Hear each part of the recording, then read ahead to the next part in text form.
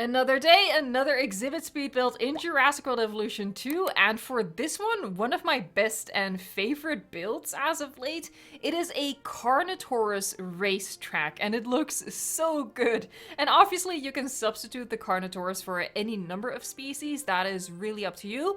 I'm just showing you the building process, and I chose Carnotaurus for this one specifically. So it started with like this rectangle of path as my guideline, and then this oblong shape of monorail. But now what I'm doing is I'm moving the path to the outside of the monorail, and I'm going to make like the innermost ring of the racetrack. So we're just following the shape of the monorail, and now we're gonna expand on our racetrack, like make it the proper thickness by extending it to minimum path lengths all over the place, so I have points to connect to.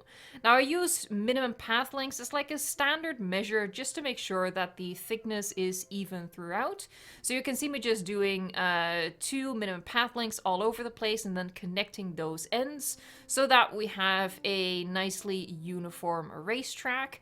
And then it's a case of, through the magic of editing, filling that in very, very quickly.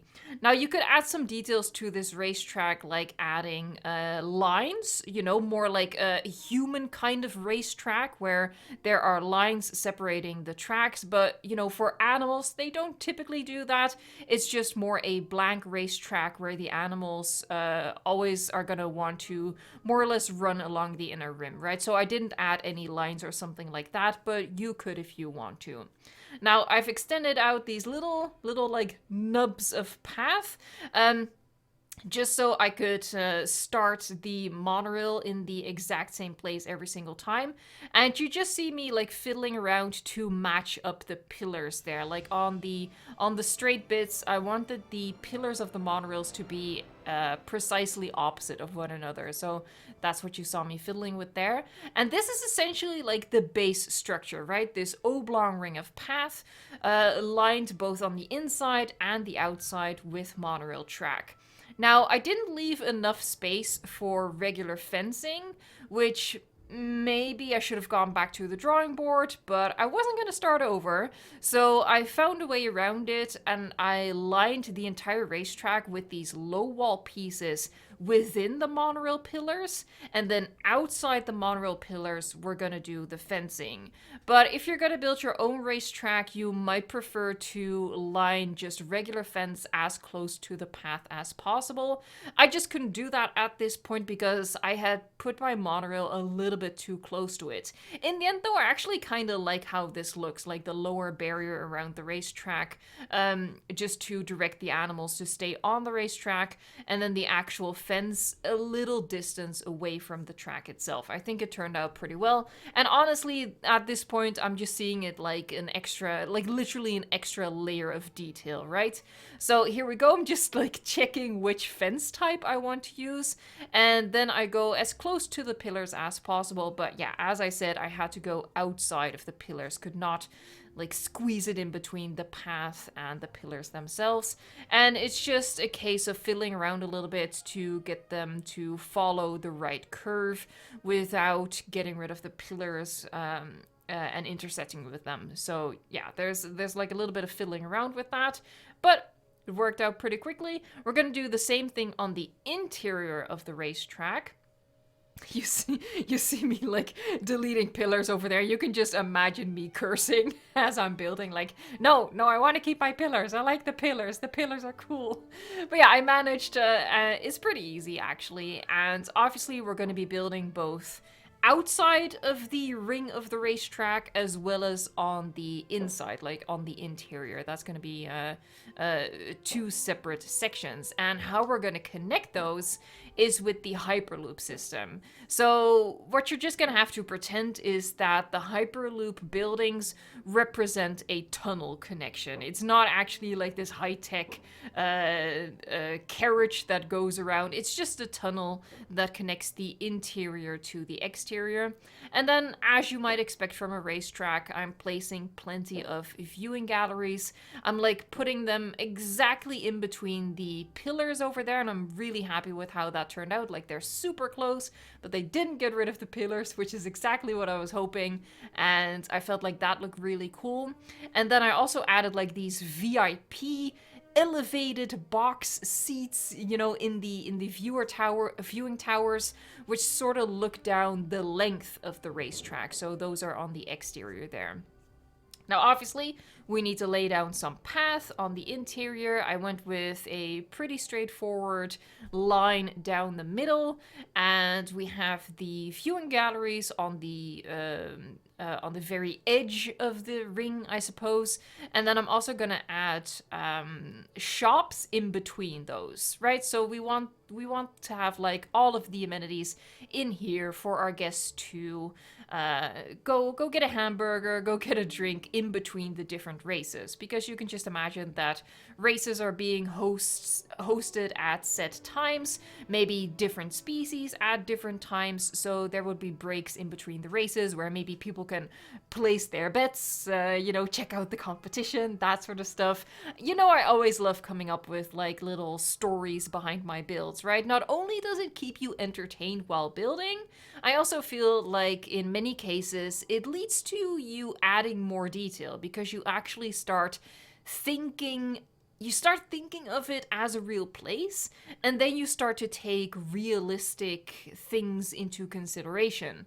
So yeah, I always love coming up with stories behind my builds, and I hope that the end result that I'm showing you guys in these videos is very inspirational to you.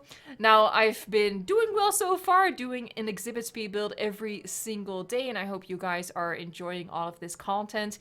If you are, please give the video a like, and of course subscribe for way more. Now, I deleted some buildings over there because the path down the middle wasn't actually down the middle, and it still isn't, but I felt like this was close enough, so I just widened up the middle promenade over there, adding the line back in just for a little bit more detail. Now, we're on the Arizona map, and on the Arizona map, I pretty much always prefer to use the fancy path and the cheap dirt path. I don't usually use the concrete or the gray path very much. So I just added like that little strip of detail, but that's basically it. And it was very important to me that the path of the racetrack is not used anywhere else. Now, obviously, if you're gonna use this racetrack as part of a park overall, you're not gonna be able to avoid using the dirt path in your entire park, right? Because that's gonna look boring, that's gonna look silly. But I would suggest that in the near vicinity of the racetrack, you would minimize your use of whatever path you decided to create your track with, just to visually separate it from the other stuff in the park, you know, just to really help you pretend that that is a very different kind of texture going on. Now, by the way, I used path for my racetrack. You don't have to use path for your racetrack. You can also just use the terrain paints, especially if you're maybe on one of the other maps. You could use the dirt texture. That could also look really good and be quite a time saver as well. Because I'm building on the desert map in a desert biome, Arizona, the terrain textures are so close to one another that I wanted to use the path in this case. But yeah, I can totally imagine that if you're building this on, let's say, a tropical biome, or maybe the taiga biome, you want to use the sand or the dirt texture instead of the path. And again, just a really good time saver as well. So I'm just adding a couple of details as you see around this interior section. So I filled up the empty spaces with some of the ginkgo trees and rocks. I'm using the Malta pieces as well. That's basically the interior done, right? And now comes a very important part, which is something I struggled with, and I cut out most of my testing, but we have to have a way for the dinosaurs to start, right? To get on the track to start the race, but without interrupting the loop of the track, because for some races, it might be more than one loop around the track to complete a race, right? It might be might be 5 loops. So that's why we have this like separate bit that leads onto the track, and this is the starting point. Now, you saw me hold up like that Malta wall piece. That's what I initially wanted to use, but I realized that the arches were way too small to function as doors for the Carnotaurus. So I went with a different make-believe system instead, and you can see me playing around and trying to figure it out. I'm using these lights as like the stop and go lights, right? So they would be red, and then they would turn yellow, and then what happens is the invisible fence right there that is holding back the dinosaurs, that would switch off, which releases the dinosaurs and releases them all at the exact same time, right? I played around with several things, including just a regular gate, but I really wanted to have that, with dog races, they're all like contained in their individual little areas until all of a sudden they are set loose. I wanted to replicate that.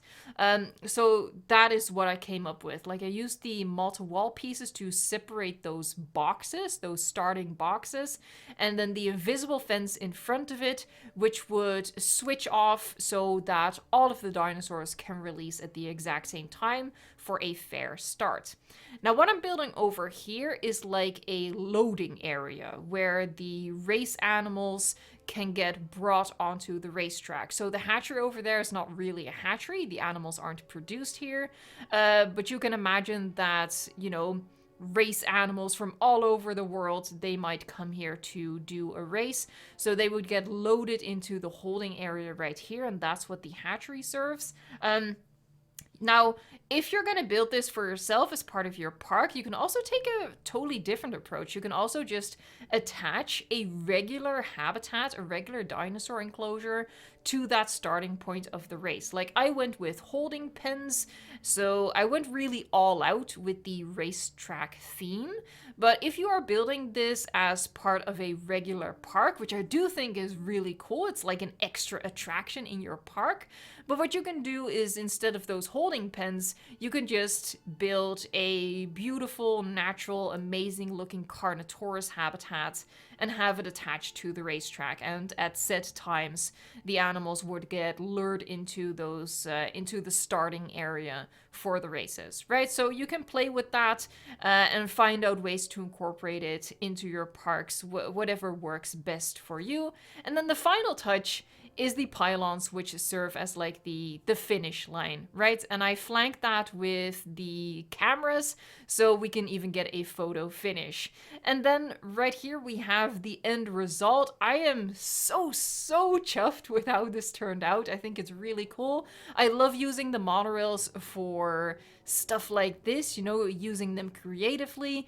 And I really hope that you enjoyed seeing this build and that it inspires you for your own racetrack. Again, you can use it for other species as well, like maybe ornithomimids or hadrosaurs. You can incorporate this however you want. I just hope that the idea, seeing this, gives you plenty of inspiration to start building. And I'm really happy with how this turned out. I can't lie, I really love how this turned out, and I hope you do as well. We have these viewing towers over here looking down the straight bits, and we also have the viewing galleries on the lower level on the straight bits themselves, where guests can just watch the animals come racing by at top speed.